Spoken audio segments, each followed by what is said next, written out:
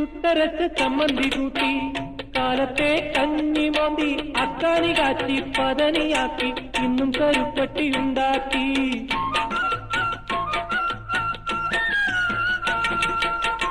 ചുട്ടരച്ച് ചമ്മന്തി കൂട്ടി കാലത്തെ കഞ്ഞി മോന്തി അക്കാനി കാച്ചി പതനിയാക്കി ഇന്നും കരുപ്പട്ടി ഉണ്ടാക്കി.